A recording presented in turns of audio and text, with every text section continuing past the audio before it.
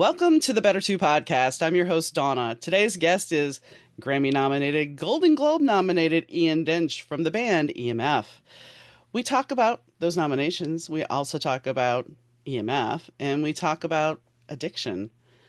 Not that he had a problem, but he had a time where he was super stressed and had to find something to fix it. And he did. So we talk about that and their upcoming tour, EMF's upcoming tour, that starts June 14th. So tune in. Hi, Ian. How are you doing today? Hi, Donna. I'm doing great, thank you. I am How are so you? I'm doing good. I am doing good. The one thing I wanted to talk to you about before you change your setting a little bit, your picture behind you was really awesome looking. Um, and I had a question about that.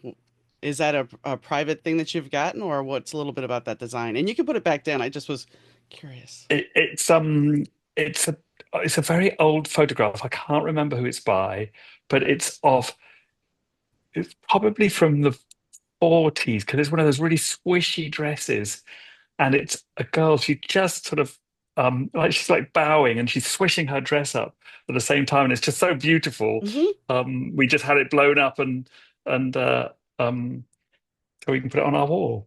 I love it because it also, I mean, depending on how you interpret it, it also, she's taking a bow, or is she in that moment of grief? Is she in a moment of loss? I mean, there's many Right? ways to interpret it, and it's being gracious if she's taking a bow, or it could be something else. You never know, and that's Or the she great could thing be in about art. isn't it lovely? And it's she could be in the moment of a dance. Maybe Hmm. she's something's happening. It's lovely. It's open to interpretation, Exactly, and that's what makes art great. So yeah, isn't it? Isn't yes, it? It's not. You don't want to define it too much because you need to leave something for people to, to put their own lives into it. exactly. And one day you may look at it and see something, and one day you may look at it and see something else. Right? And that's the It same. was Leonardo da Vinci. No, go ahead. Sorry, No, go ahead. Donna. Go. Leonardo da Vinci um, used to love looking at marks on a wall. He said, he'd see things in the marks on a wall, and I think that's a lovely thing. I think, I don't want to compare myself to Leonardo da Vinci too much, but I love just making noise on the guitar, and then sort of things come out of it. It's like, it's just funny how we started right on the creative process, haven't we? Well, and that's what I was going to say. It's the creative mind because the creative mind, whether it be music, writing, art, you always expand on something. You may write something one day, a lyric or a riff on a guitar, and the next day it changes. And I know you write songs as well because yes, you're Grammy nominated and Golden Globe nominated, and you've worked with Beyonce and Shakira. I read up on you, of course, but but I mean, this is diverse. This is things that you know you're writing for other people, so they're going to interpret your stuff in a different way altogether. Even though your intent is there in the lyric and your intent is there in the song, they're still going to make it their own. Yeah, yeah, it's true. Yeah, it's but it's nice to do something together, like to find a communal intent and I love collaborating with people um and James and I from EMF always had a really great chemistry because we felt the way each other was going. We loved sharing that journey, trying to find where we were going. We loved guitars and we loved electronic keyboards and those great sort of English indie bands from the 80s like the Smiths and the Echo and the Bunnymen, but we also loved the hip hop that was coming from the States like Public Enemy and De La Soul and so it was like it's like mixing it all up together and seeing what comes out um and I think it was lovely when you do it with somebody that you share a connection with, because then that communal intent is greater than the sum of the parts, I think. And Well, and the thing is, you also get to expand the ideas because, I mean, I know for me as a writer, sometimes I'll have somebody that I'll talk my story through, and it's like you may see something, but then that person will give you just another little tweak, and off your mind goes. yeah, yeah, right. It keeps And shifting that perspective. exactly. And as a musician, it's the same thing. I mean, you may have the riff down, but somebody will come in and say, "Well, wait, if you tweak it over here just slightly, wouldn't Mm, it be?" yeah, So, which brings us kind of to, let's go back to the past for a second and talk about your biggest hit, which was unbelievable. I mean, it's kind of ironic because you can sit there and make jokes about it, that it was unbelievable. But I mean, how did that all come about? And how quick? I mean, for you guys put the band together really quick. You got your thrift store synthesizer and everything. You put all this together pretty quick, correct? And Well, then, absolutely. Yeah, and, I mean, we because I'd been in a band for like 8 years before that, and like struggled and struggled and struggled, and had two record deals and never sold a record. And then something happened when I met James and the other guys in EMF, and maybe I'd made all my mistakes, and we had great chemistry, and we just had this sort of idea. Talking of communal intent, we all sort of had a sense of what it was going to be, the guitars and the synths and the break beats and it was just a great moment, and we were having fun, we were enjoying life and making music, and it just all came together. Yeah, and that song particularly, I mean, I just came up with that riding my bike through the park, humming to myself, bitter about my ex-girlfriend, and just this idea of unbelievable, like you might, what you say might not be the truth, and also that you're amazing was such a lot. I loved that interplay in that word, and bang out it came just like that. Went to the rehearsal that night, played it, and 6 months later we have a record deal. A year later, it's a hit in the UK. Year and a half later, it's a number one in the US, and it's just you couldn't have hoped for anything better. well, and to be honest, I was talking to one of my friends who is a millennial, and she's like, "So how's the podcast?" And I'm like, "It's going well." And I'm interviewing somebody from EMF. Who's that? You know the song "Unbelievable"? Oh yeah, okay, that's so cool. No Exactly. offense to no offense to you, but it's like there's that touch point where you all I have to do is mention that, and yes. Yeah, everyone knows that song.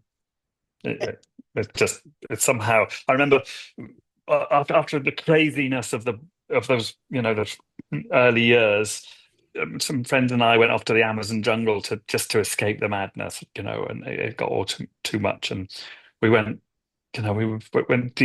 flew to Ecuador, went to Taina, which is on the edge of the Amazon, went deep into the Amazon with a guide, and just came across this little shack in the middle of the Amazon in some little shopping place, and guess what was playing in the shack? And you're just like, I can't And get away. I can't get away. But also, it's hey, listen. I mean, how wonderful that Hmm. it's reached so far. So what was it like going into the Amazon?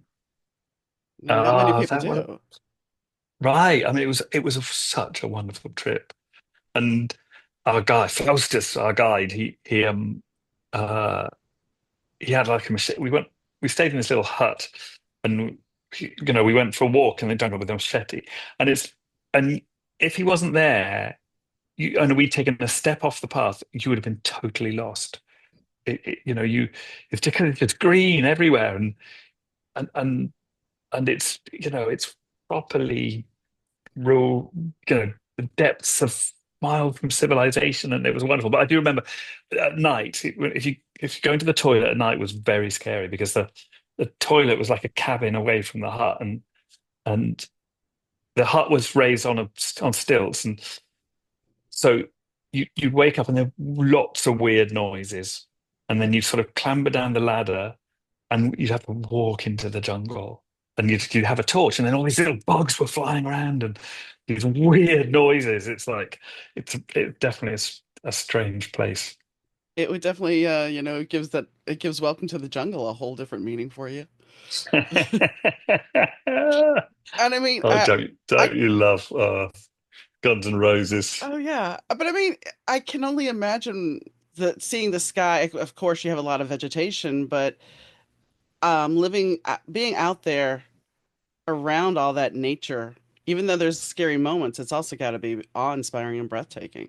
Yeah, it's truly wonderful, and we come from a place.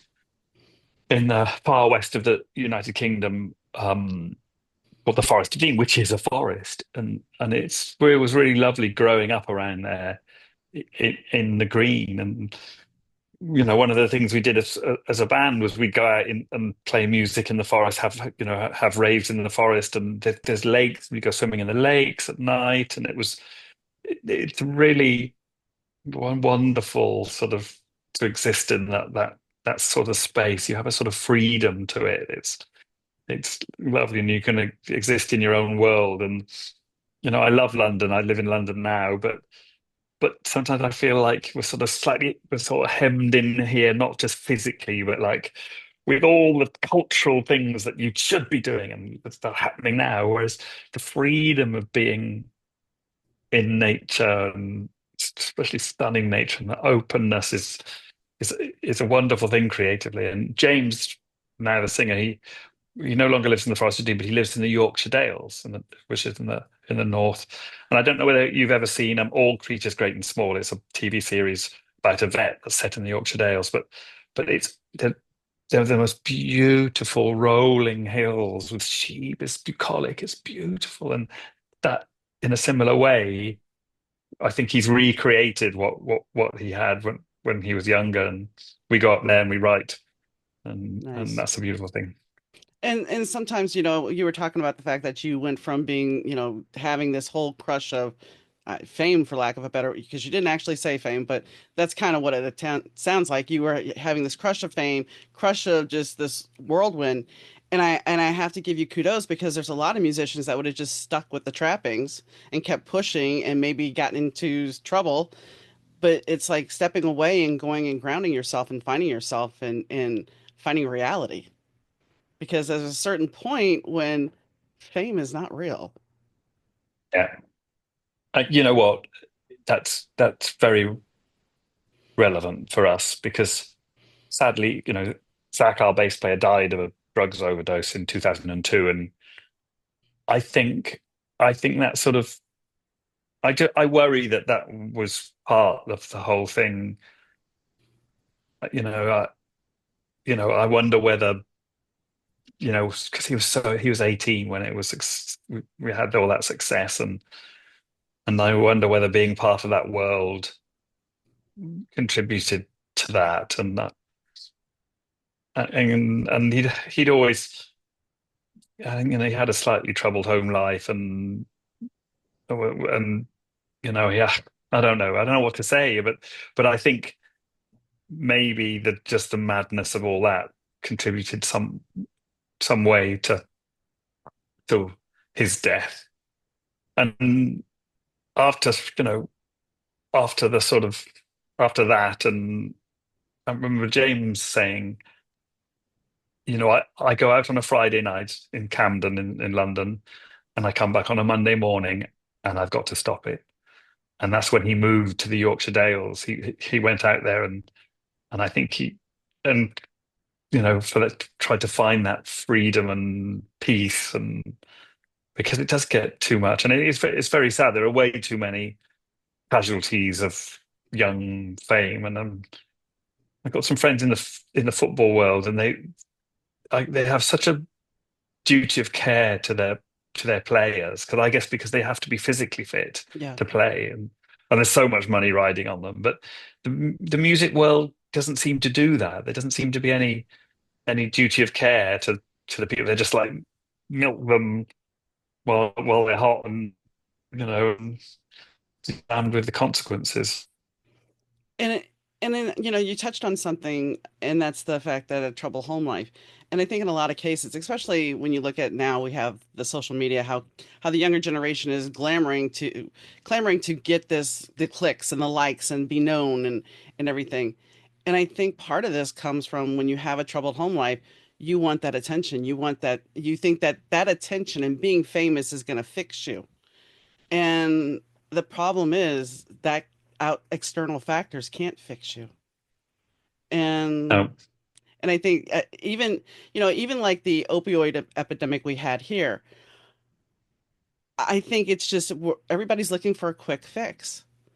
mm, And I don't want to be in pain. I don't want to deal with it. Just give me something to fix me. And And at a certain point, that comes back to haunt you, whether it's addiction or do you think that's a particularly American thing? I mean, I lived in the US for a couple of years and worked at Epic Records and got very stressed. And when I was stressed, I went to see a doctor, and he's just like, "You wrote me a prescription for drugs, and and I took those drugs, and I was like a zombie, and I'm like, I've got to find another way to deal with this." And thankfully, a friend of mine recommended mindfulness meditation, and I found a great teacher in New York, so I found a more holistic way to deal with it. But just the speed with which that doctor wrote me those, it's just like, oh, there's a pill for it, here, I'll take the pill. I And do I think, think that's go ahead. no, yeah, carry on, that's it. I do think it's an American thing because, now we have all the drug ads. And I have a friend who's a podiatrist, and she tells me one day when one of the drugs was on a football game, the Super Bowl. It was on the Super Bowl, and by Monday, so Sunday, the Super Bowl, Monday, they were having calls for this drug that wasn't even on the market yet. And if you got a script, it was going to be $500 a pop. Whoa. In my own experience, so my late husband and I had gotten in a car accident. He went to an orthopedist. The orthopedist prescribed, I don't even know how many. All I remember is when we picked up the drugs, he had 3 bottles of Vicodin and another 2 bottles of Flexeril.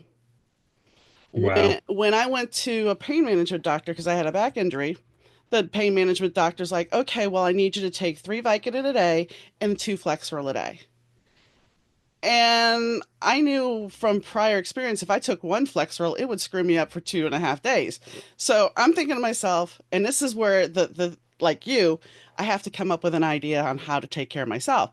So I was just like, no, I will figure out a way. I will live with the pain because at a certain point, being bedridden and drooling does not sound like quality of life. I would rather Absolutely have not. quantity of life than quality of life. So I think they don't do it so much now, but I mean, because I worked in insurance for a while and I heard stories of people getting in a car accident and then they would go to the ER just to get pain medication. They don't do that anymore. But for a long time, it was just here you go. And the doctor, who was a surgeon at the time when my husband had that accident, eventually left the practice. Wow. So, we had this big opioid crisis. It's tuned down. And I even had one guy when I was working in insurance call me saying I needed to settle his claim because he was taking 8 Vicodin a day. Whoa. Sir, you may have a problem. That's the truth. That's the Because how truth. do you function like that? And Yeah. not that we wanted to go here, but that's the thing about the show. We go wherever. And Well, hey. but I Well, think, go ahead. I was going to say, well, it's great to hear you say we had an opioid epidemic. Is there some sense that it's easing, things are getting better? I think it's cracked down, but I mean, there's some people that have Portland has legalized fentanyl. Do I agree with that? Not necessarily, but I mean, the problem is, and it's going to go back to this. Sometimes pain is not a physical thing. I'm not disputing pain, but sometimes it's a mental thing. Sometimes you hurt so bad mentally, or there's something else wrong with you. Mm, You're anemic or something that can create pain in your body. And unfortunately, our medical profession doesn't necessarily want to treat everything. They don't want to mm, investigate. They will just give you a pill. So, yes, we've yeah, gotten away from it. We don't give you as many pills, but we'll still give you a pill. Oh, you're sad, you're depressed. We have a pill for that. We're not going to work through your problems. We have a pill for that. And I yeah, think that's just masking. It's not actually helping. So I yeah, don't know about over there, but yes, when you go to a doctor here, they ask you all these depression questions and then they can prescribe stuff to you. Me personally, I have yes, a therapist. I have a therapist and I have talked through all the stuff that I've gone through yeah, because a drug is only going to do so much and it's yeah. not going to get to the root. Then you got to find other ways to treat it, like going, Meditation. like good stuff, meditation, music, Mm-hmm. music, Mm-hmm. and you see what I did there? See how I turned Yes, that nice around? segue. And I was going to say, and being creative, because even even in like my darkest times, and I'm sure in your times you've written songs. For me, I've written passages that may never be put in a book, but I've gotten things out by being creative. Yeah. Yeah. Listen, yeah, me and most people my age have got back problems, and but when I'm uh writing music, I forget all about it. It's the most wonderful thing. Or play it on stage. I get on stage and all of a sudden I'm like 19 again, and I'm jumping around playing my guitar. And I think adrenaline is what you need to be able to get in a Yes. film form. That's what you need. Creativity. But go do something creative, and I think that's one of the greatest things, right? Hey, occupying. You know what you're saying about being troubled by things. It's like the greatest form of meditation to imagine things and create something out of your imaginings. I think that's the best sort of therapy, and And certainly for me. well, and it helps you heal. It helps you reframe things. It helps you refocus on things. And maybe that moment that wasn't so that was so helpless becomes better, Yeah, yeah, it's the and you truth. have hope. Yeah, yeah. Hope. Yeah, and you know what? You're right. To be a creative, you have to be totally glass half full. Because like especially as a musician, the chance of making it work is so slim. You've got to sort of believe beyond hope that you're going to do something. And 14-year-old me I heard punk rock, and I'm like, oh my God, those guys. It's not. They don't have to play. You don't have to be a virtuoso musician. You can just get some guitar and play some chords and be in a band and like be famous and make music, and people will jump around and love it. And I think I'm still that 14-year-old kid because that hope that it gives you every day, like, oh, I'm going to write a song, and it could be another unbelievable.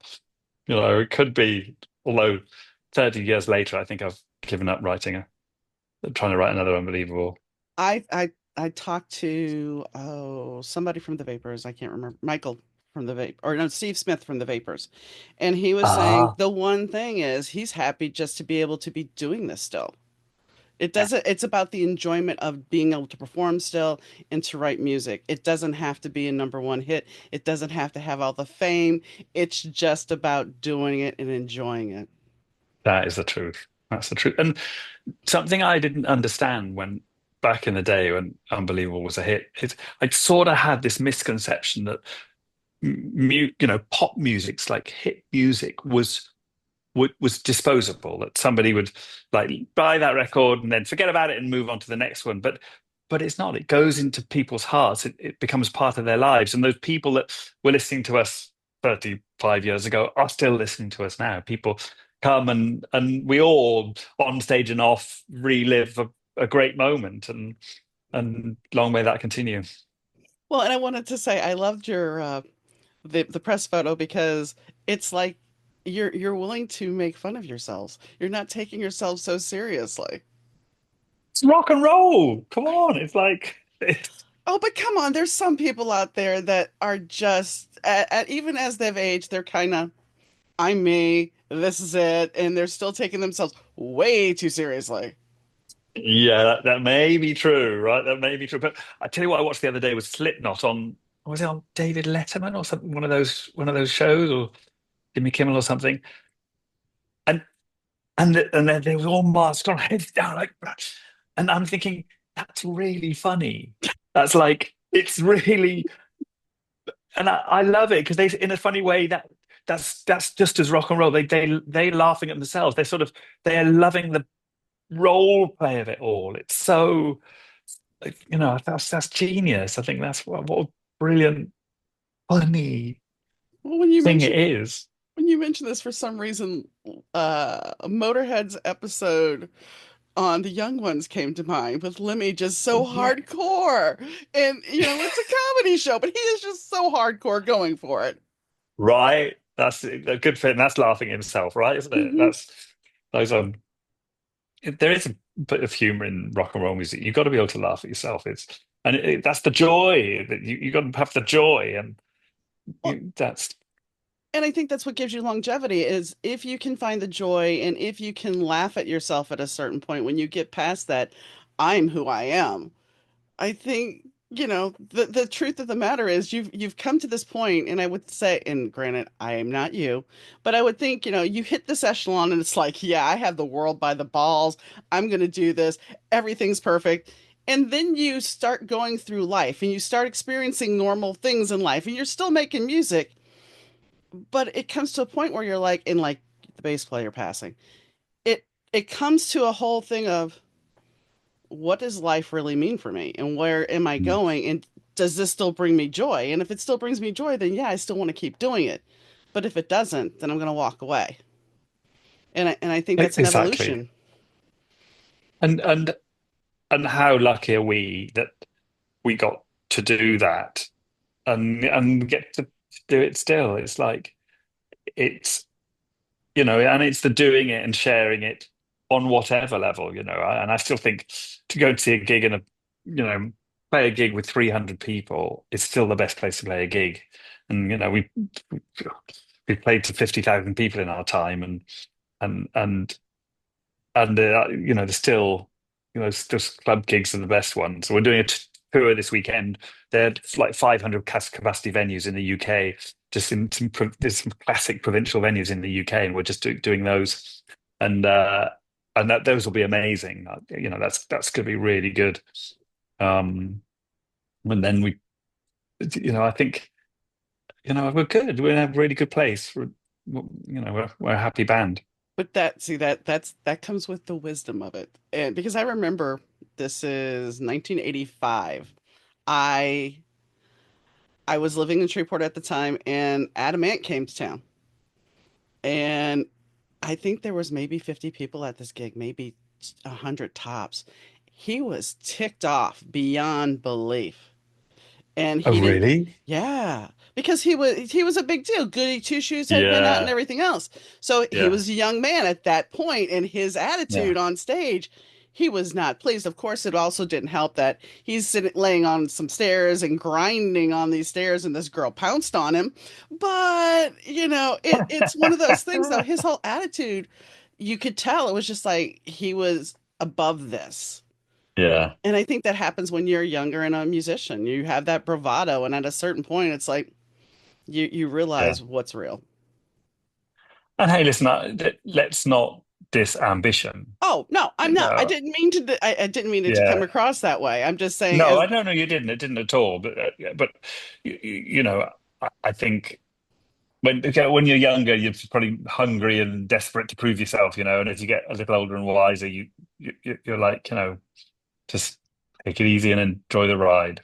oh, when I was 17, I was going to be a badass bass player, and I was going to rule the world, and I was going to do this, this, and this. And yeah, Love that. I did not do any of that, but that's okay. I did other Yeah, it's things. okay. Yeah, But I mean, it's all part of. but but had I had that drive and that ambition to be a bass player, I would have done it. But I didn't. I just was like, Yeah, whatever. But so I want to revisit something else. I read, or should I say, someone told me that you worked on a Broadway play. I did. I actually did. Yeah, I wrote a couple of songs for King Kong.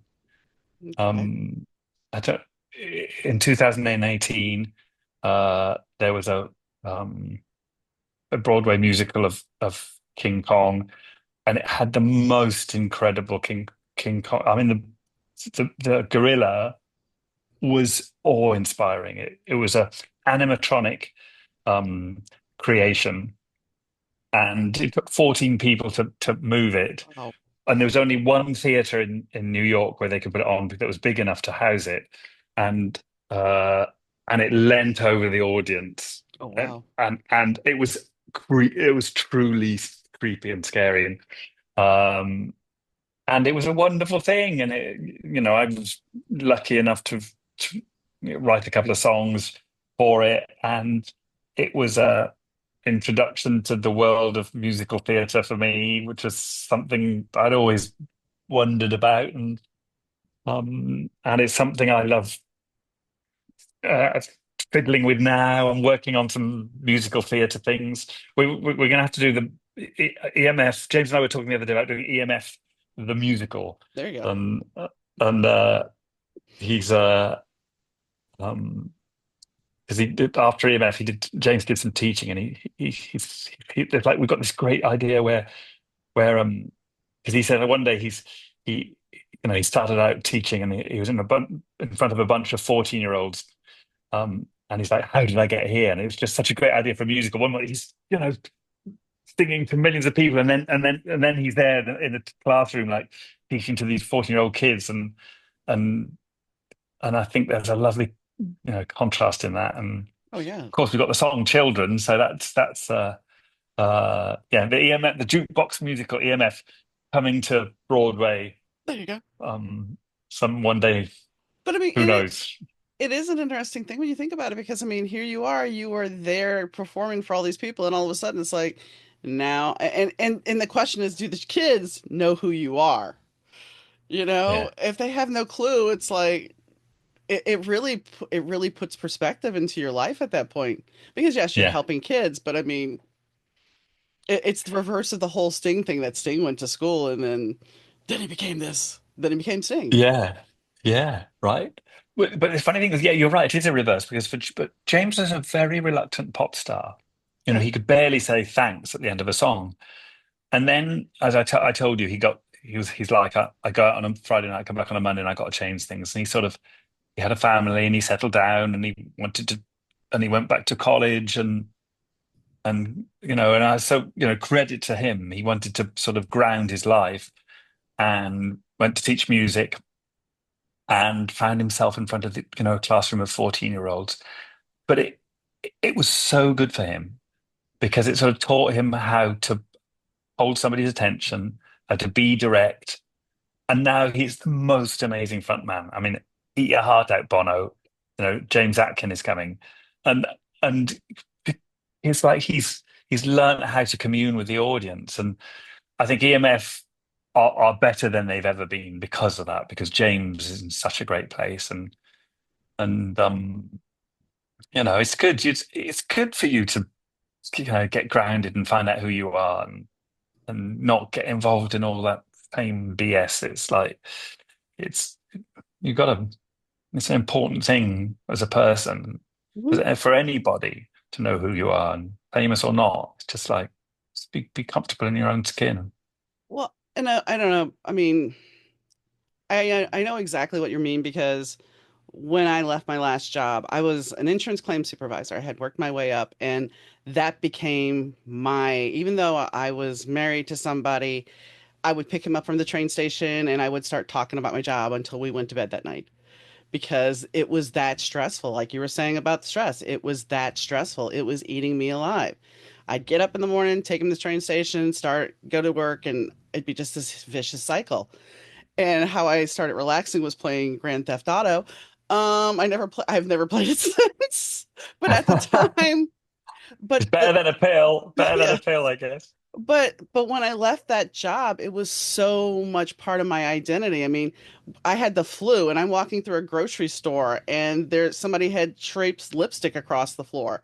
And I'm sitting there going, we have to find somebody because that's an accident waiting to happen. Somebody's going to get hurt. There's some liability there. So the insurance brain was still there. I was still identifying so much as this job and not so much as me as a person. And I think that's a part of the problem is we spend so much time trying to excel at a job. It Yeah, doesn't matter if it's a famous job or just a regular job. We're yeah, trying to excel. We're trying to put food on our family's table. And then what? And what do we have afterwards? Who are we? Who are we at our core? And I think that's yeah, part of the reason we're here is to figure that out. yeah. Right. Yeah. And I must say, from my time in New York, I think the Americans, work is super important to the Americans. I don't know whether this is true, and I know some Europeans say, the Americans um, live to work and the Europeans work to live.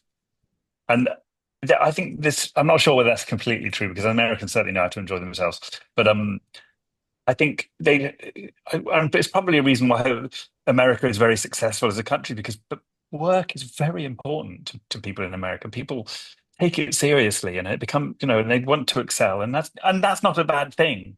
But I guess the flip side of that is that people become obsessed with it and don't know how to look after themselves, outside of that. And um, and I think that's important. And I think the French have got it right because they stop for lunch for 2 hours and like talk and health wise, they're so much better for that. And I think the English need to do that as well.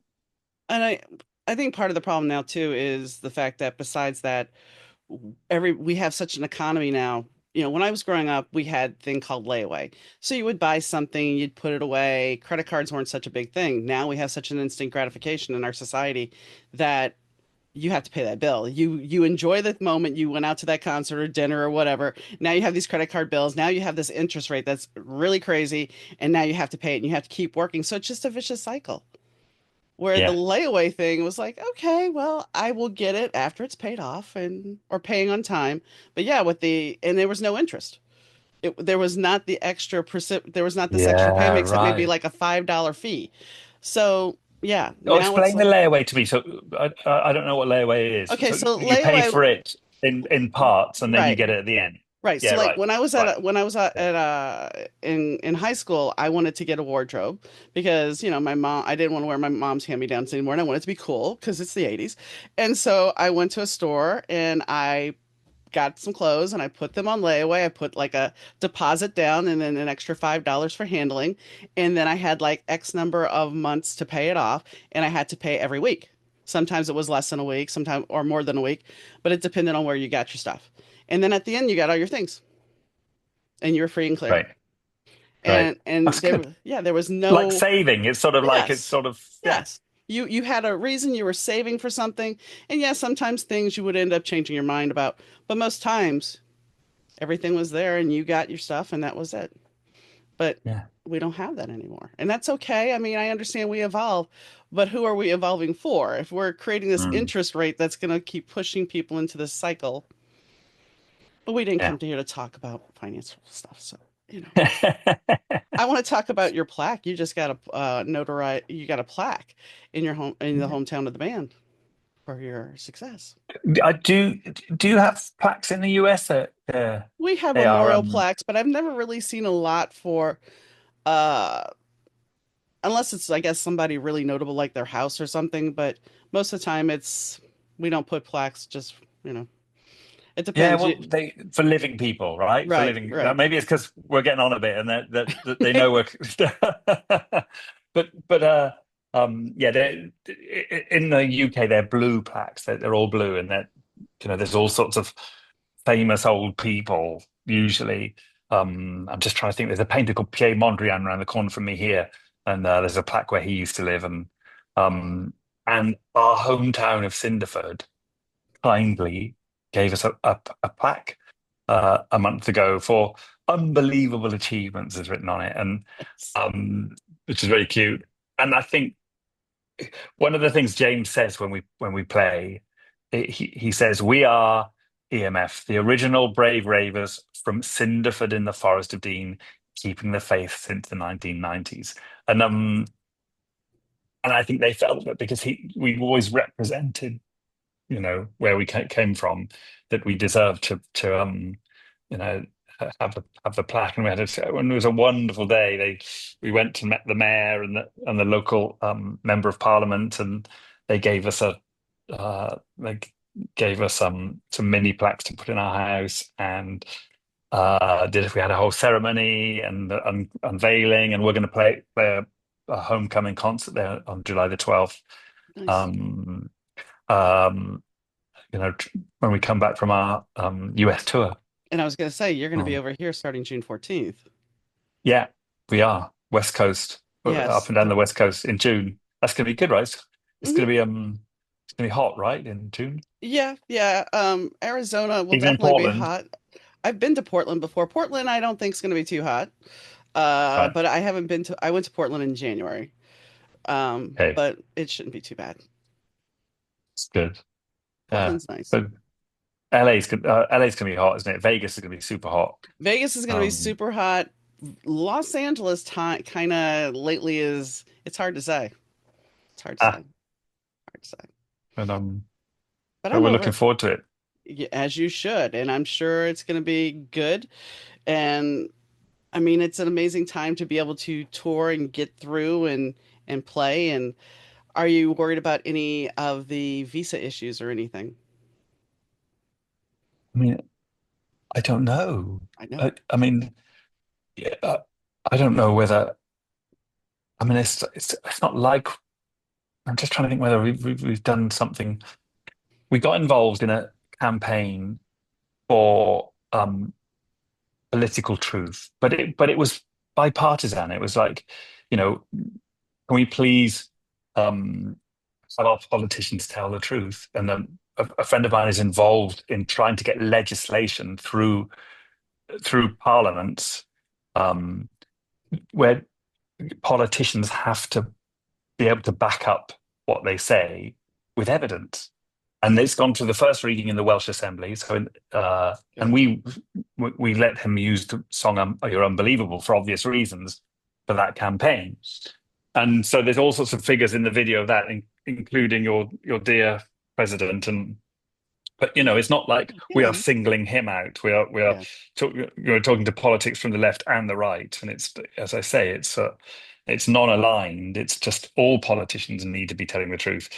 Whether they're going to get offended by that, I don't. Who knows? These are difficult times, and um, I've said things on this show talking to Vox from the Chameleons that most likely could get me locked up.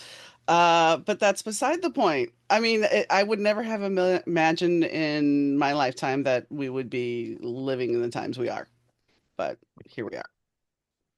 um, well, good for you for talking about stuff, right? Because I mean, you can't, you feel as you're in a climate where what we're not going to get let into the country if we say stuff. It's I know. like Or that seems. I can get kicked out of my own country because I've said something. But yet, we are the truth maker of free speech.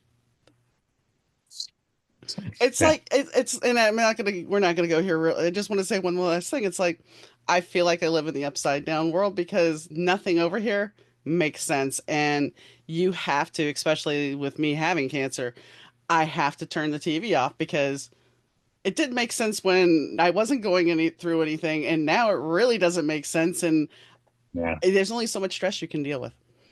yeah, right. Very stressful. So, are you going to be working on new music? Because I saw you cleaning the studio on Instagram, so I assume that you would most likely be. Yeah, yeah. So we've got some new things coming through.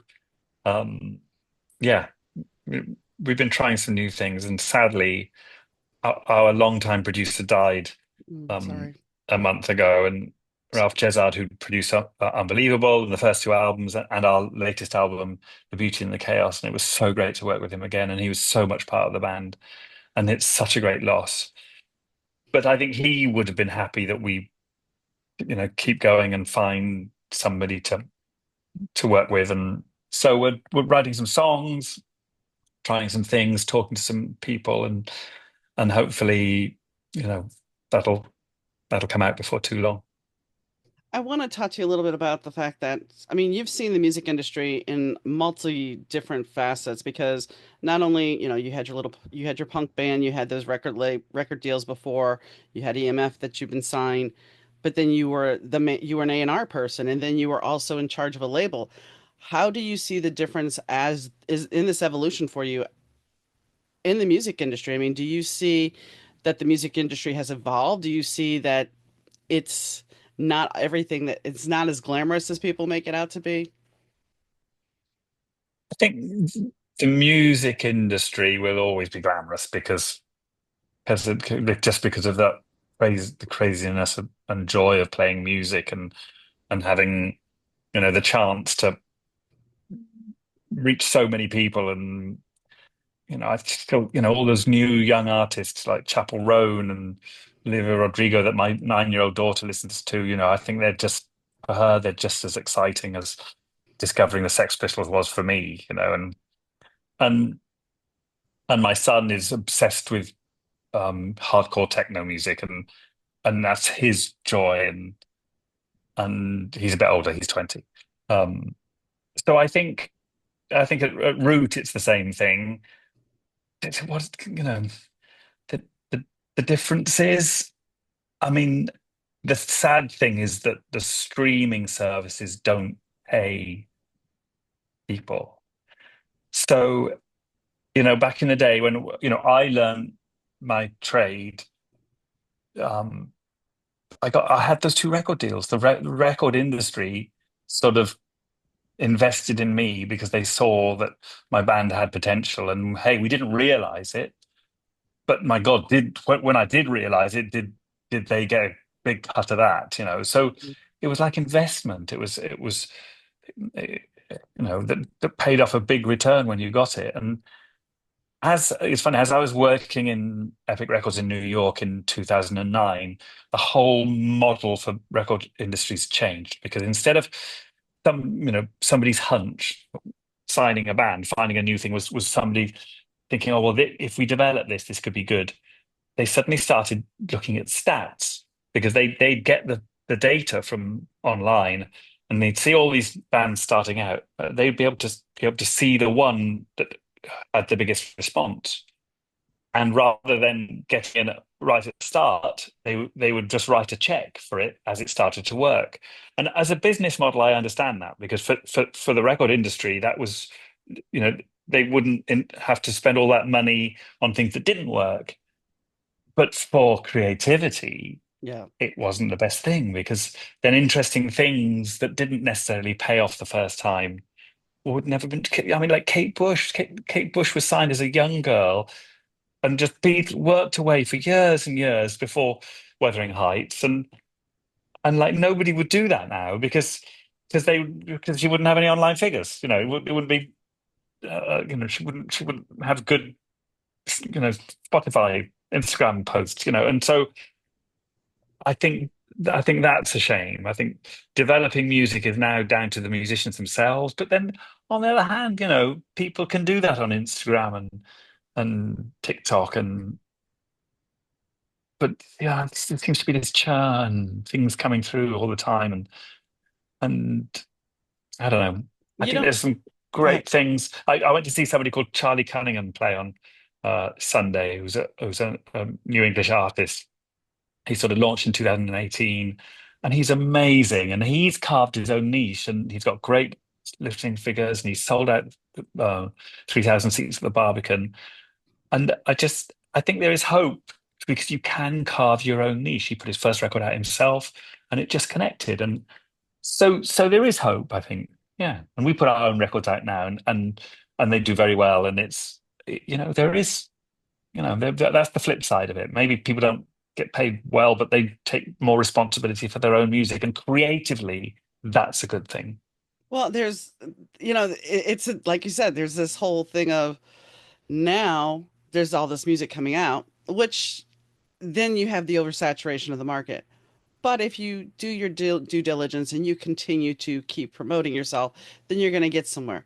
I mean, for me as a writer, I have people that I've interviewed authors and everything, and I have people that were traditionally published, and now they're like, no, because they've had problems with their uh, publisher saying, well, this is the cover we want, and the cover made no sense to the story, and so they're like, I'm keeping my rights.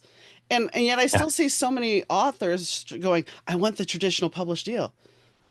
Well, you're still going to have to market yourself because they're not going to market you like they used to, and they're still going to take a cut, and it's you have to look at the bigger picture. While it's great to have a record deal and everything else, if you can do it on your own, isn't that better for you? Because then you can retain the most important thing of all, creative control. that's the truth. Yeah. And I don't think I've ever written great music while I've had a record deal. I mean, EMF's second album being the exception, and there's a lot of pressure to do that after the first one had been so successful. But we wrote Schubert Dip, the first album, with no record deal. We just wrote it out of the joy of our existence, and then yeah, fair enough, the second album, but it, I think it's really good, and we managed that one. But the new music we put out recently, we've done by ourselves, and everything subsequently. The pressure is not a great thing for creativity, I think. Mm-mm. I think or the pressure you put on yourself when you've got to write a hit record. It's like I spent a spell writing hit records, and it became very thankless. it became very difficult trying to churn something out just that's a hit. Things aren't hits because you write them to be a hit.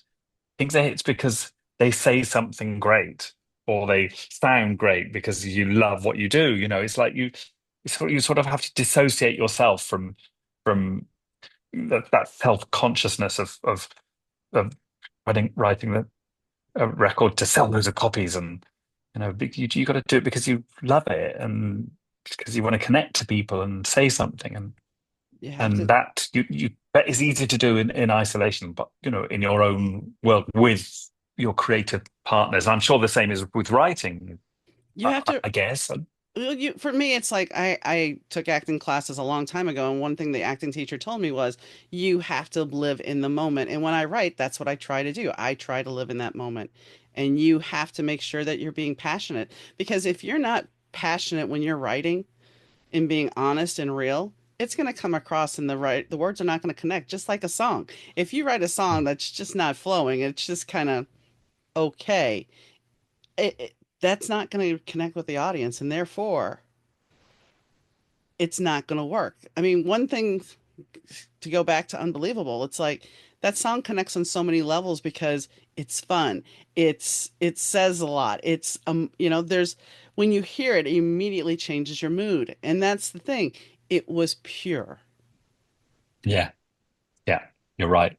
And It was that's honest, mhm. pure and honest, right? And Mhm. that's why it's stuck around. Yeah. So, what was it like?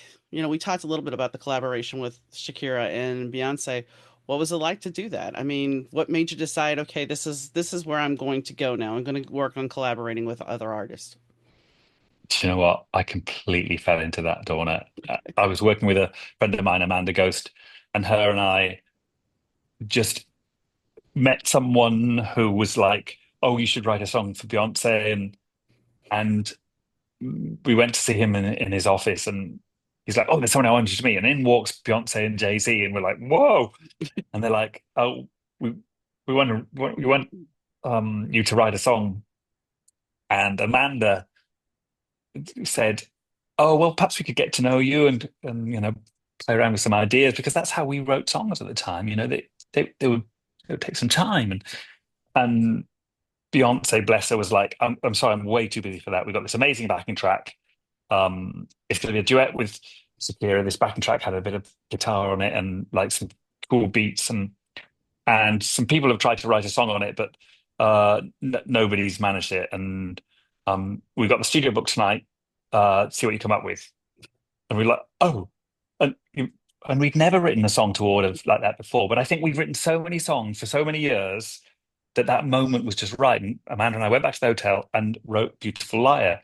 Went to the studio that night, played it to them. They loved it. Bang, comes out, in a month, and it's a hit. And it happened so quickly, and it was kind of amazing. And we got excited. And we wrote a bunch more hits, and we were on top of the world.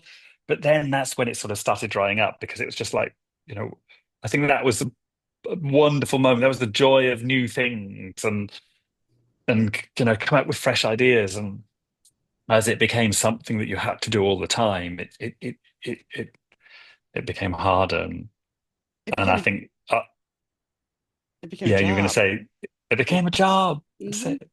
like a chore, and I don't know.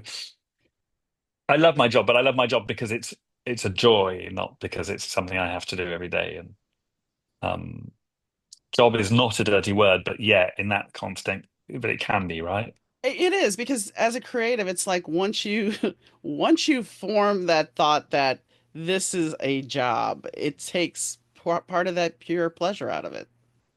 And if it takes the pleasure out of it, then it's like, do I really want to do this? Yeah, exactly. Do I want to keep doing this? Um, One other quick question. So when you got the nod that you were nominated for a Grammy, how was that? Hey, that's great, right? That's a wonderful moment. Yeah, yeah. Hello. Well, I mean, I love that Grammy. I love that you can say Grammy nominated, can't you? You can say And I that can still say, gives you some I kudos, can, even if you say not Grammy winner. Not that's not I can also say um Golden Globe nominated as well. and that was lovely. And that going to the Golden Globes was a great thing. But sadly, we got to Golden Globes so excited, sat on our table with our nice clothes on, looking good. And the first award was for the best song, and Bruce Springsteen won it. And I just wish we could have hoped a little long. So we sat through the whole of the awards, like feeling crestfallen, and I wish they could have done it as the last award or something. So at least we'd have had a nice night. But hey, yeah, I don't mind losing to Bruce Springsteen. Well, and at least you got to be there because it's not like, the technical Oscars or whatever where they have a separate award show. So at least you got to be there. It was glamorous. It was very glamorous. Yeah, It's always important to look on the bright side of life. always glass half full. Yeah. Always. Yes. So is there anything that we haven't talked about that you would like to add? You know what, Donna? I think there's a million. You and I could probably talk all afternoon, Hmm. and but I've got another interview in. I When know was you it? do. In 3 minutes. That's what I figured. So I thank you so very So much, Ian.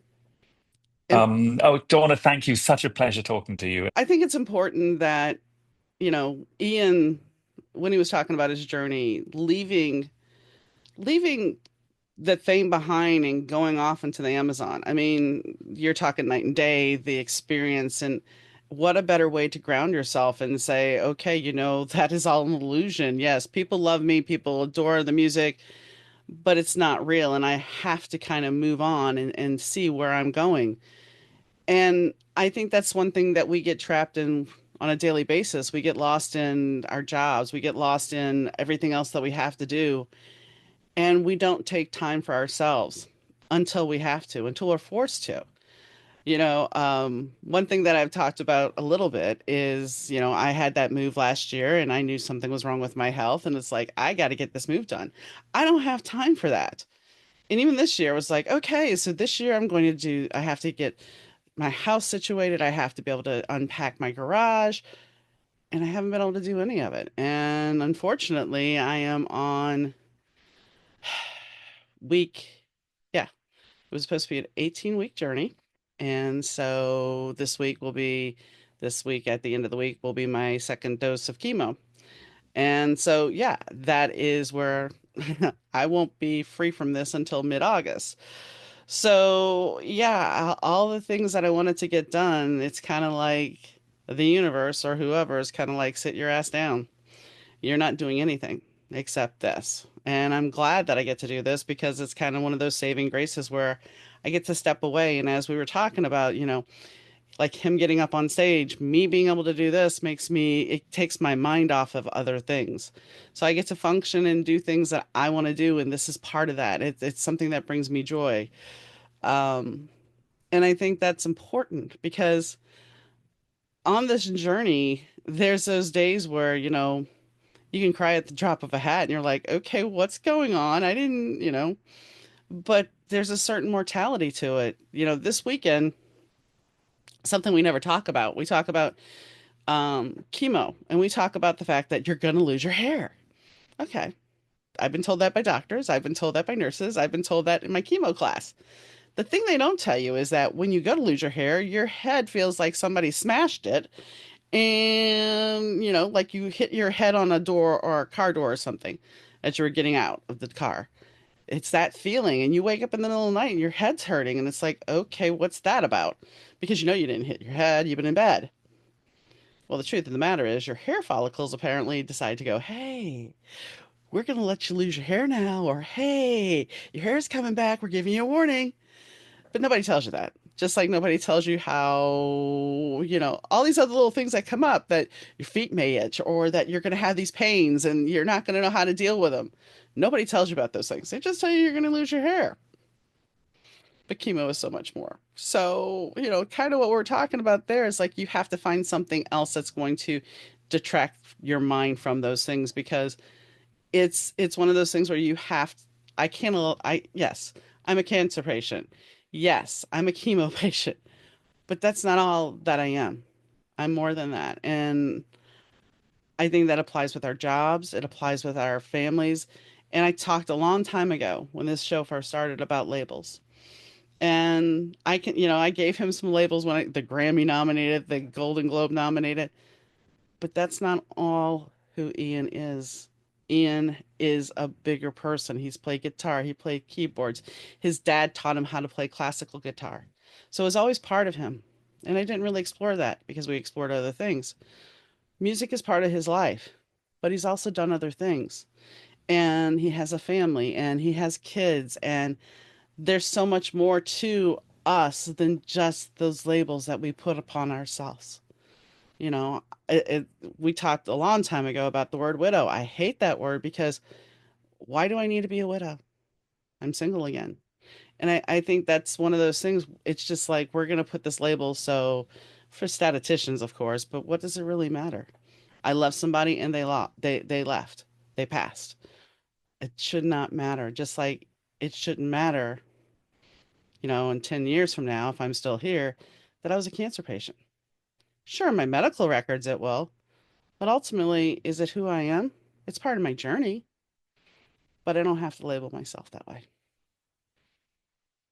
So, when you look at back to Ian, when you look at the bigger picture of how he created the song and it went to number one, and it still holds true today. People still listen to that song. And I'm sure one thing I didn't mention was I'm sure it must be an amazing experience when he steps on that stage and they start into that.